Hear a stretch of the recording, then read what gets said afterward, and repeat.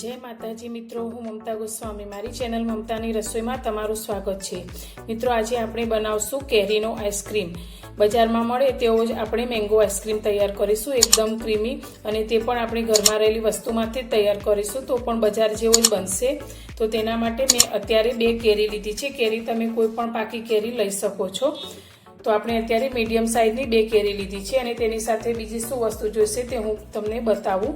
Mango ice cream बनाववा माटे आपणे केरीनी साथे दूध जोईशे। तो दूध अत्यारे मैं फूल फेट दूध लीधुं छे, 300 ml जेटलुं। साथे आपणे खांड लीधी छे अने फ्रेश मलाई लीधी छे, घरनी मलाई लीधी छे। आपणे बहारनी क्रीमनो उपयोग करवाने बदले घरनी मलाई नो उपयोग करीने एकदम क्रीमी एवी आइसक्रीम बनावशुं। साथे मैं 2 मोटी चमची जेटलो कस्टर्ड पाउडर लीधो छे। आ कस्टर्ड पाउडर तमारी पासे ना होय तो तमे कॉर्नफ्लावर अथवा तो आरारोट पण लई शको छो। अने ते पण ना होय तो दूधने घट करवा माटे आपणे दूधनो पाउडरनो उपयोग पण करी सकीए छीए।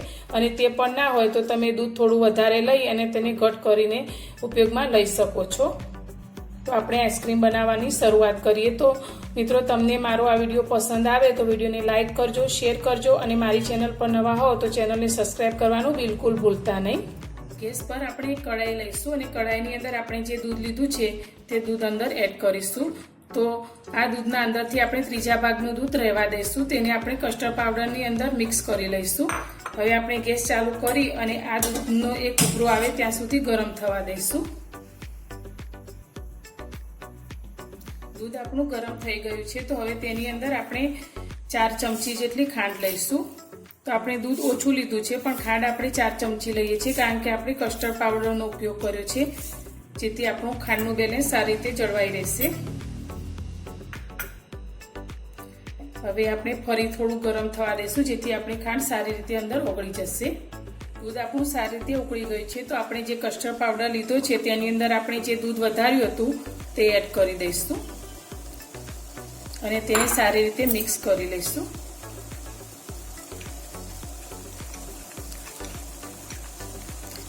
આ રીતે મિક્સ કરી અને આપણે તેને આ દૂધની અંદર થોડું થોડું કરીને એડ કરીશું।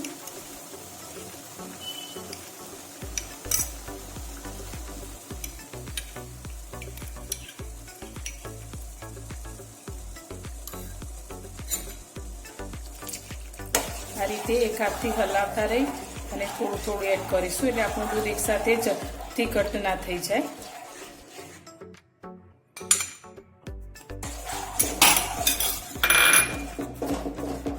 સારી રીતે મિક્સ કરી લઈશું।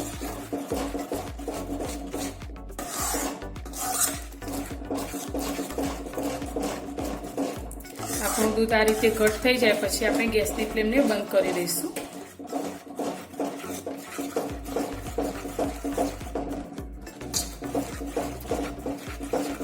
હવે આપણે આ दूध અને કસ્ટર્ડ પાવડરના મિશ્રણને સારી રીતે ઠંડુ થવા દઈશું।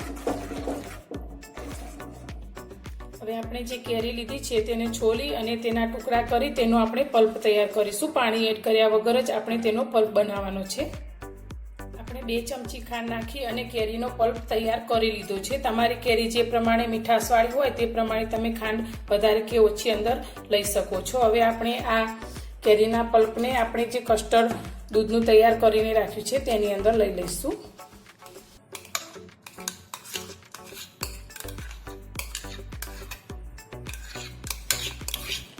तमे आ रीते आइसक्रीम बनावी अने बाळकोने आपशो तो बहारनो आइसक्रीम पण तमारे लाववानी जरूर नहीं पड़े ने एकदम सरस बजार करता पण चोख्खो अने सस्तो आपणो आइसक्रीम घरे तैयार थाय छे।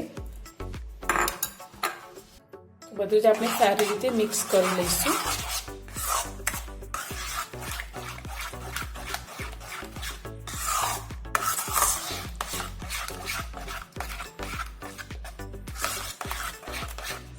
आ मिश्रण ने આપણે એક બીજા બાઉલમાં કાઢી લઈશું।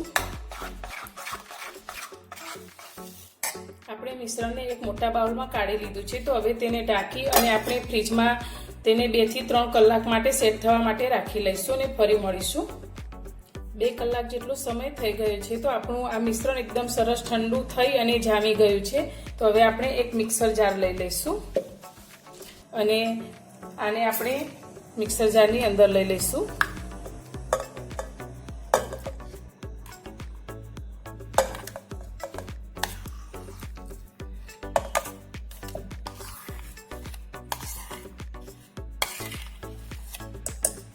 આઈસ્ક્રીમને એકદમ ક્રીમી બનાવવા માટે આપણે જે મલાઈ લીધી છે તે મલાઈ આપણે મિક્સર જારની અંદર લઈ લઈશું.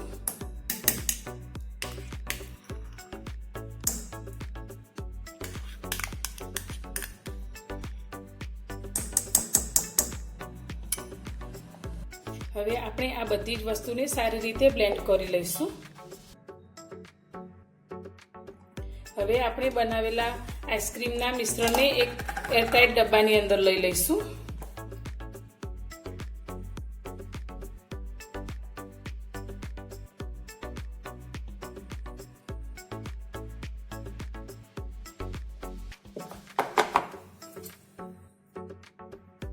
આઈસ્ક્રીમને સેટ કરવા માટે આપણે ડબ્બાની અંદર ભરી લીધું છે, તો તેને આ રીતે આપણે થોડું થપથપાવી લઈશું જેથી અંદર કોઈ એર્સ બબલ ના થાય. હવે આને આપણે ફિટ કરી અને ફ્રીઝરની અંદર 7 થી 8 કલાક માટે અથવા તો પૂરી રાત માટે સેટ કરવા માટે રાખી લઈશું અને ફરી સેટ થયા પછી મળીશું. આઈસ્ક્રીમને ફ્રીઝરમાં સેટ કરવા મૂકી આપણને 8 કલાક જેવો સમય થઈ ગયો છે. તો હવે આપણે આઈસ્ક્રીમને જોઈ લઈશું. તો અત્યારે મેં ફ્રીઝરમાંથી આ ડબ્બાને બહાર કાઢી લીધો છે. તો હવે આપણે ડબ્બાને ખોલી લઈશું. તો આપણું આઈસ્ક્રીમ એકદમ સરસ રીતે સેટ થઈ ગયું છે, તમે જોઈ શકો છો. તો હવે આપણે તેને એક બાઉલમાં કાઢીશું. તો તેના માટે મેં આ રીતે ગોળ હોય તેવો એક ચમચો લીધો છે, તેનાથી આપણે આઈસ્ક્રીમને બહાર કાઢીશું. તો તમે જોઈ શકો છો એકદમ સરસ આપણું આઈસ્ક્રીમ બહાર નીકળી જાય છે. તો તેને આપણે આ રીતે એક બાઉલમાં કાઢીશું.